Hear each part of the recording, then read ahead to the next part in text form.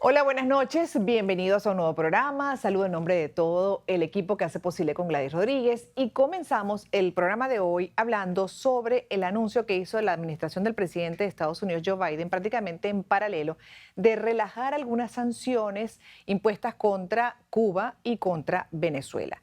En el caso de Venezuela, la Casa Blanca autorizó a la compañía petrolera Chevron el que pueda iniciar conversaciones, un acercamiento con el gobierno de Maduro y con la intención de en algún momento, si el régimen de Maduro cumple evidentemente con lo que espera la Casa Blanca y también la oposición venezolana, poder avanzar incluso con algún tipo de acuerdo ya particular sobre la producción petrolera.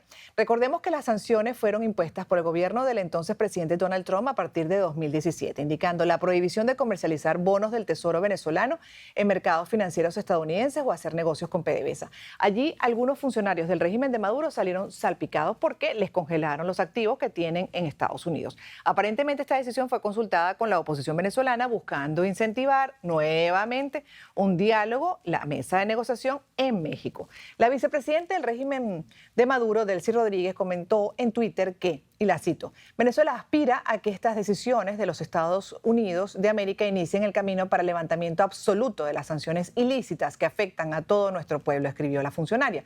Por su parte, el senador republicano Marco Rubio criticó la medida del gobierno estadounidense y dijo, Biden continúa su esfuerzo por apaciguar a los dictadores comunistas antiestadounidenses. Ayer fue Cuba, ahora hoy Biden anunciará el levantamiento de sanciones al régimen de Maduro en Venezuela. Eso lo escribió también en la red social Twitter. Analizamos el tema con Antonio de la Cruz, quien es especialista en economía, petróleo, justamente, analista de tendencias, presidente Interamerican Trends. ¿Cómo estás nuevamente? Bienvenido, Antonio.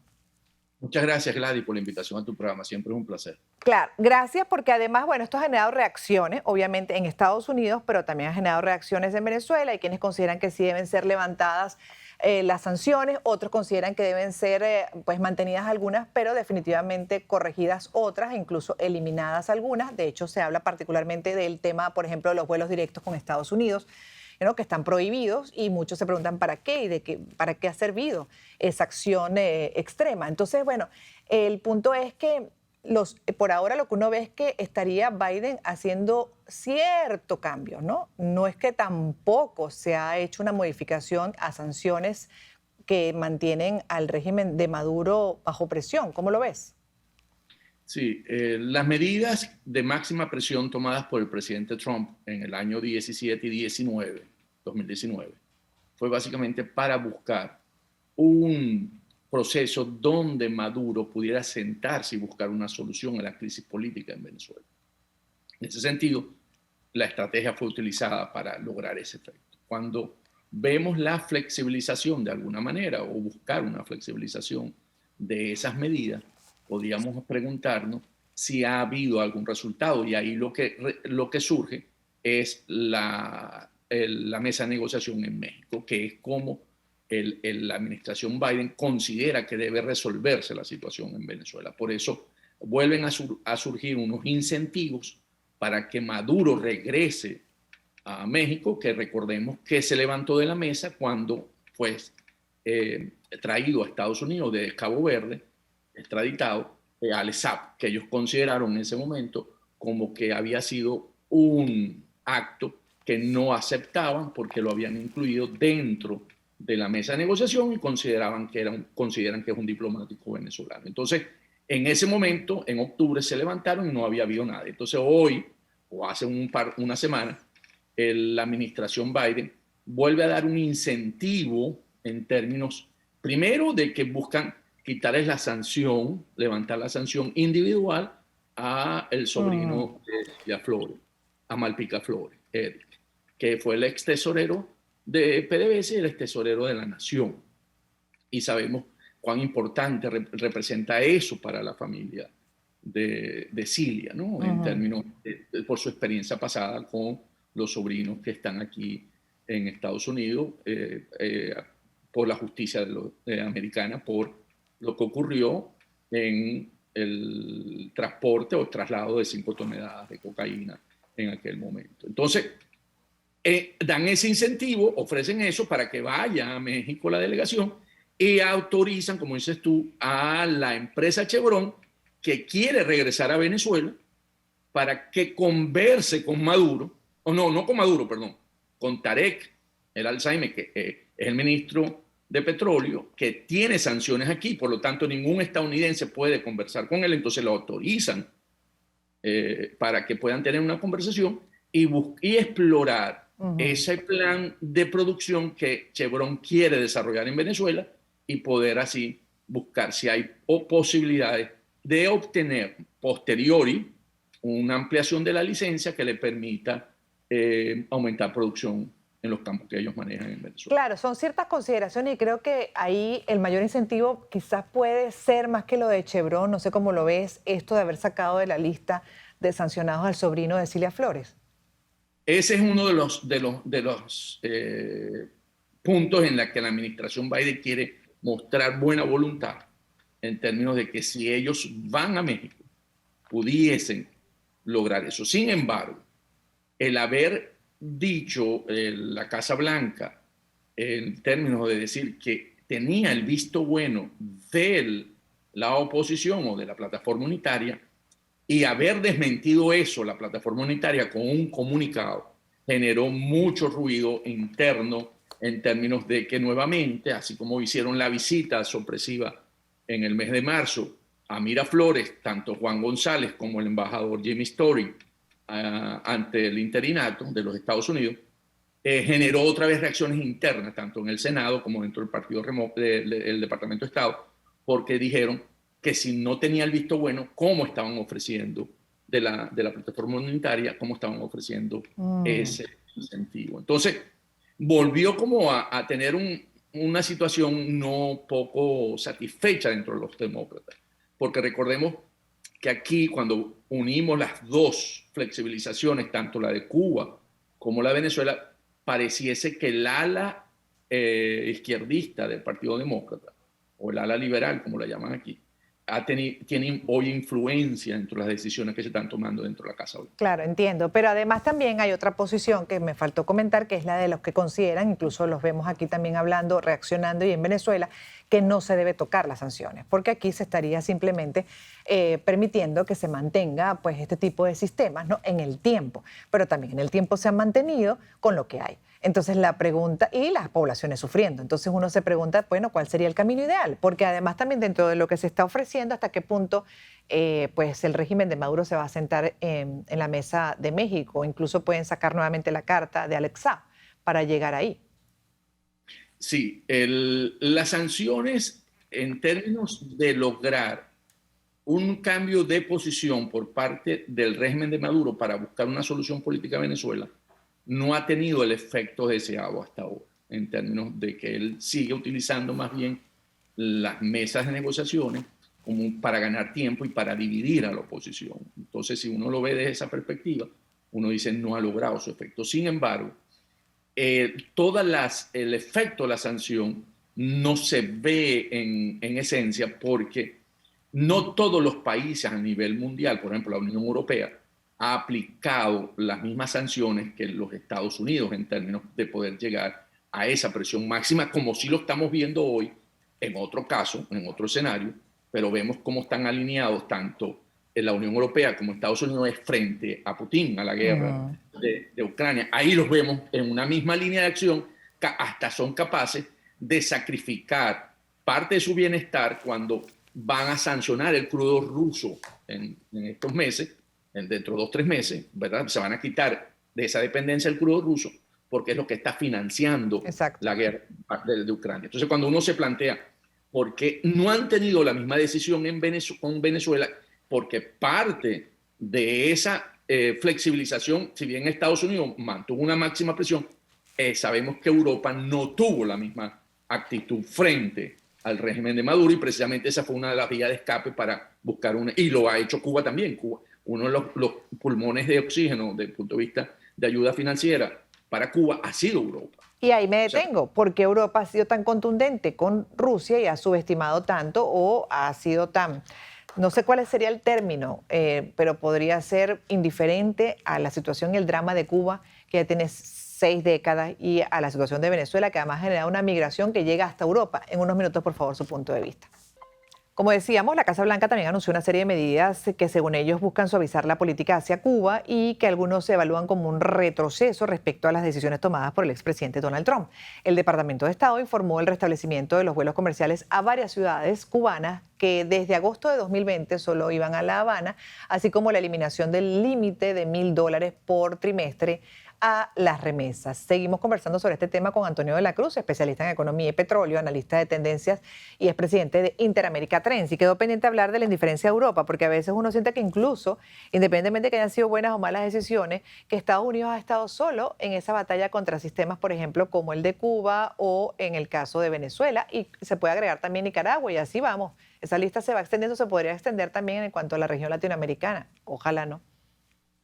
Así es, o sea, en eso Europa ha tenido siempre una perspectiva por ser Estados Unidos el líder dentro de América, de todo el continente americano, lo ha visto siempre como el imperialista. Entonces ha tenido como una visión como que Estados Unidos ejerce una gran fuerza para cambiar estos regímenes sin que se le dé oportunidad a las mismas oposiciones. Sin embargo, esa visión de Europa no ha generado el resultado esperado, o sea, más bien ha sostenido a los regímenes en todo el tiempo. De hecho, Cuba desde los 60 hasta ahorita, Venezuela desde el 2002, bueno, podemos poner toda la historia desde Chávez, ¿verdad? Desde el 2000 o 99 hasta ahorita, ¿verdad? Y Nicaragua va por el mismo camino. Entonces, vemos como esas políticas donde no enfrentas, como lo está haciendo en Rusia, como un bloque donde tú ves e identificas, porque ¿qué pasa en Ucrania? En Ucrania ven que es una lucha contra un pueblo que quiere la democracia, que busca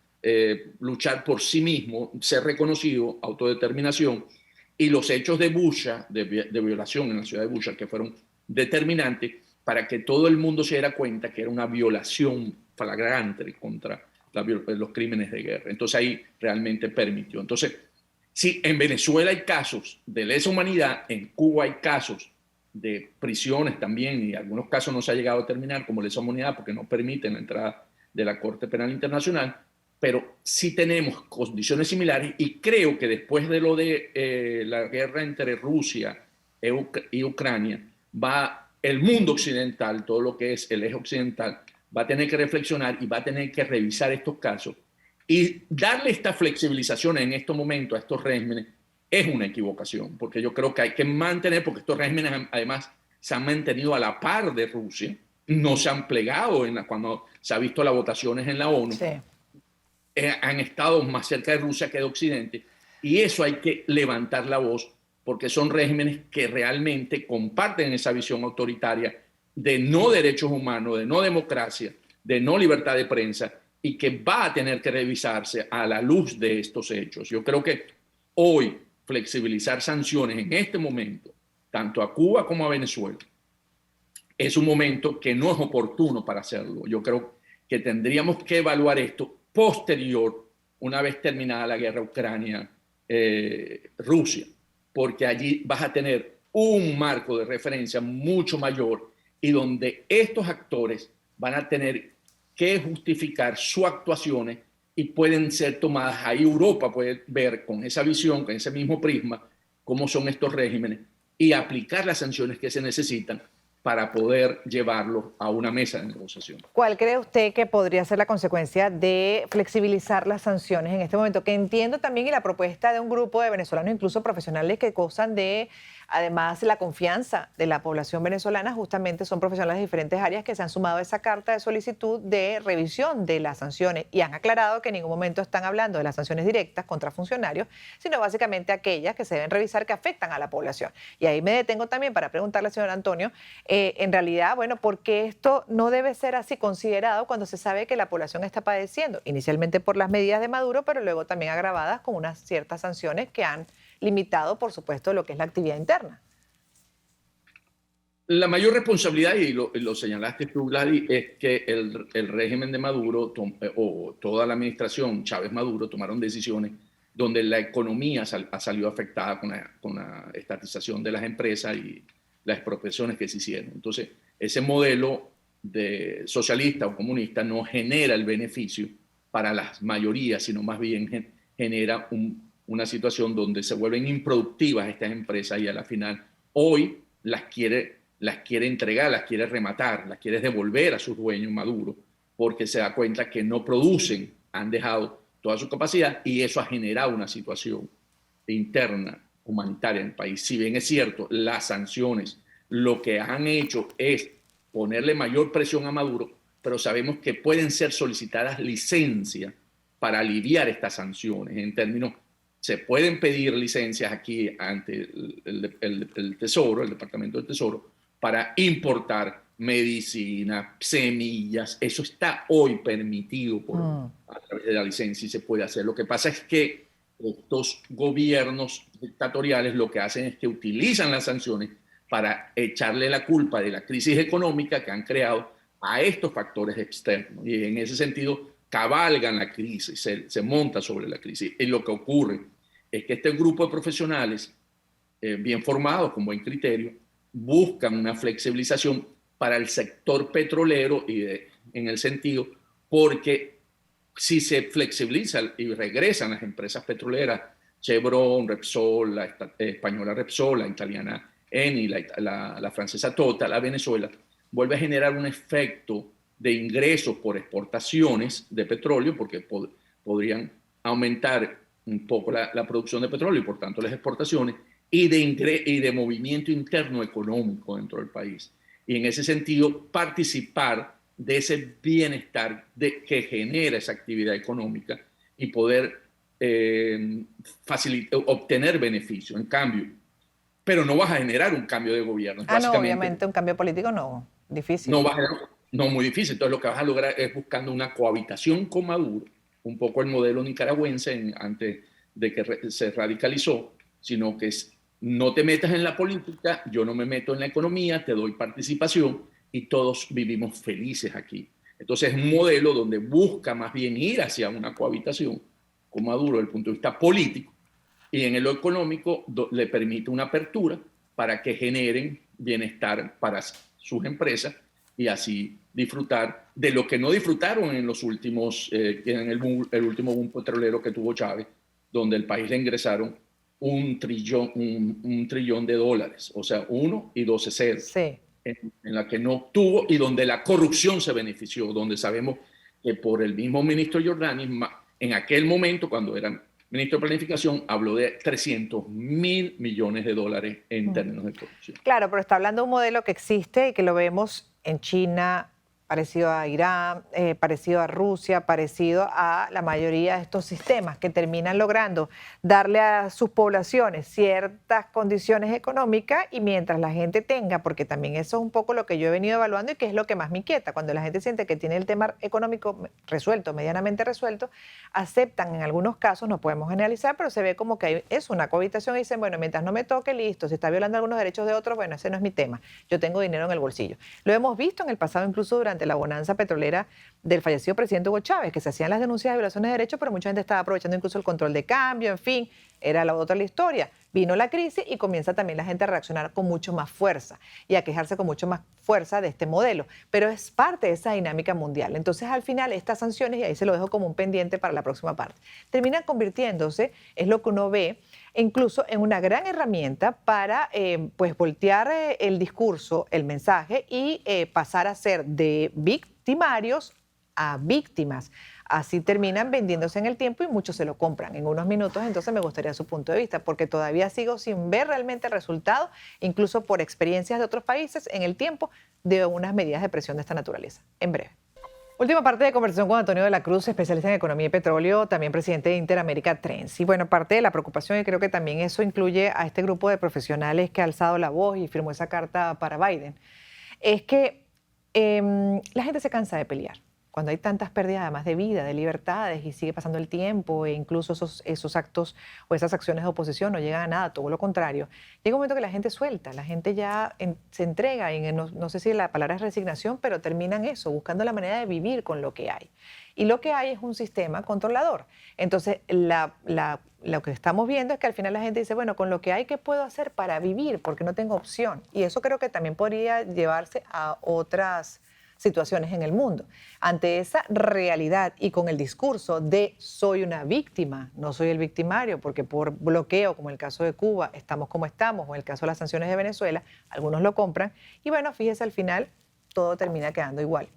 Entonces le pregunto, realmente, ¿por dónde cree usted que podría ser este tipo de modelo de sanciones efectivo para torcer el tema político, para cambiar en lo político? Si las sanciones no son aplicadas por los países que defienden la democracia en una manera unísona, el resultado es muy difícil de obtenerlo. Hay dos ejemplos que mostraron que eso funciona. Sudáfrica, con el apartheid, donde realmente el gobierno de ese momento tuvo que aceptar y negociar una salida política, y fue cuando ganó Mandela, pero fue porque realmente Europa se plantó y Estados Unidos se plantaron y dijeron, vamos a aplicar, y le aplicaron las sanciones económicas y no aguantó el gobierno de ese momento. Y tuvieron que negociar y salió. Y la otra, que está mostrando un resultado y habría que esperar el resultado final, es Ucrania. Ucrania se han plantado también Occidente completo y le han suministrado armamento y todo el apoyo. Y para Rusia ha sido muy difícil y ha mostrado más bien sus debilidades desde el punto de vista como fuerza militar. Si no logramos que tanto Occidente, en términos metiendo Japón como concepto de la libertad democrática, la democracia, las libertades, no actúa al unísono, cuesta mucho, porque por ahí estas dictaduras se escurren y logran un beneficio. Entonces, es cierto, el resto de los ejemplos que mencionaste han buscado un escape en Europa, casi todas.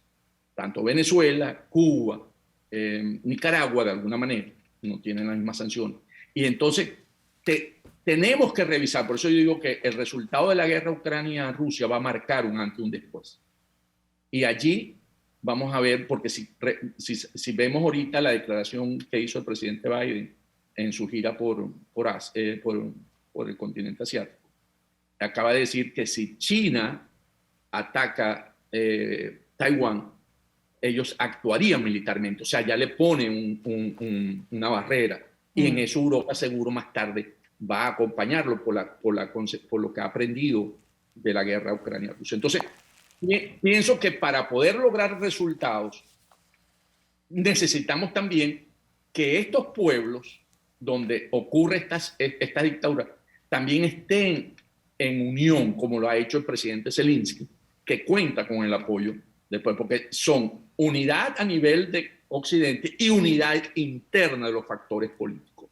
Porque si no hay unidad interna en los factores políticos, también hay una debilidad, porque el régimen se aprovecha de esas debilidades para poder mostrar una cara de que no hay unidad de propósito dentro de esa oposición democrática y que es mejor cohabitar que seguir hacia adelante. Y eso lo vimos en Nicaragua. Y lo vemos en Venezuela, que la gente ya no confía en los líderes de oposición. Obviamente también ahí viene parte de la decepción y eso, ¿no? De la aceptación de lo que hay con lo que hay que se puede hacer.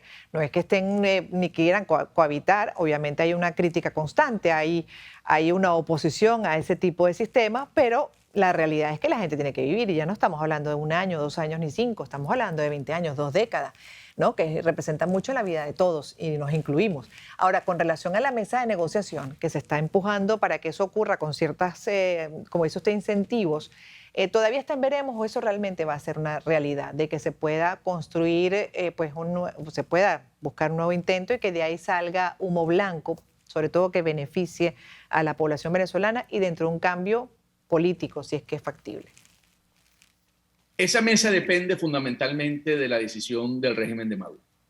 Si el régimen de Maduro sigue buscando mayores beneficios o incentivos, porque ve que la propuesta que le hizo los Estados Unidos, sin haberlo pedido, ¿verdad?, la administración de los Estados Unidos, él puede buscar y puede insistir en lo de Al-Assad, que no es un punto para la administración Biden de poder resolver, porque al mano de la justicia de los Estados Unidos no puede resolver.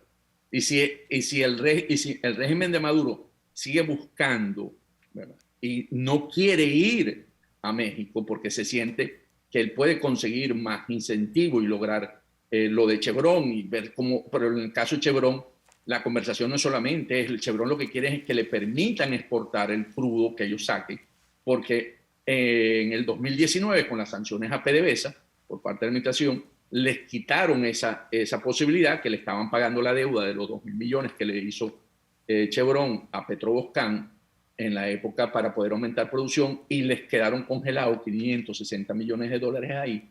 Entonces, ellos lo que buscan es que le permitan, y al no tener mayoría accionaria en la composición del capital, ellos no pueden marcarlo, sino que es PDVSA que mantiene el 60%. Entonces, requeriría un cambio de la ley para poder vender ese porcentaje del 10%, tener mayoría Chevron y poder actuar libremente en Venezuela. Si eso no se produce, México puede volver a hacer algo que se quiere, pero que no se consigue, y seguiremos posponiendo la arruga. Pero aquí Maduro sí está en también una situación difícil. Al tener congelados los fondos de las empresas, tanto PDVSA como del Banco Central en Rusia, por los hechos de las sanciones de Europa al Banco Central ruso, que le congelaron la mitad de las reservas internacionales, 300.000 millones de dólares, él tiene necesidad de poder refrescar, ingresar dinero fresco por vía exportaciones, y ahí Chevron le sirve. ¿Por qué? Porque el mercado chino,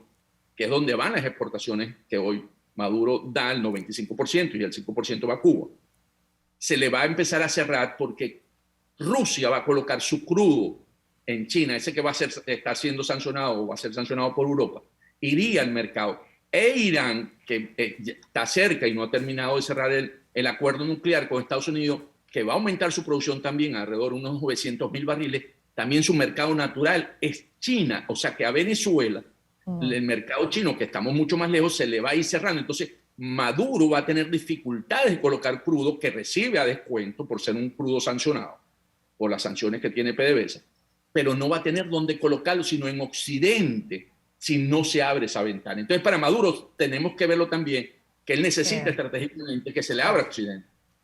En ese escenario, así es. Bueno, son muchas aristas, así es, que alguna puede incidir. Y uno nunca sabe, como dicen, en política no hay nada definitivo, pero a veces toma demasiado tiempo, pero uno nunca sabe por dónde puede incidir de repente a esa situación interna para un cambio político tan anhelado hace bastante tiempo, y obviamente aspirando no solo el desarrollo para el país desde el punto de vista económico, sino también un sistema de libertades que permite todo lo demás, empezando una verdadera vida. Gracias por haber estado con nosotros, Antonio de la Cruz, especialista en economía y petróleo, presidente de Interamérica Trends. Gracias por habernos dedicado estos minutos. Seguiremos analizando este tema, por supuesto que, bueno, suponemos va a seguir derivando información en los próximos días.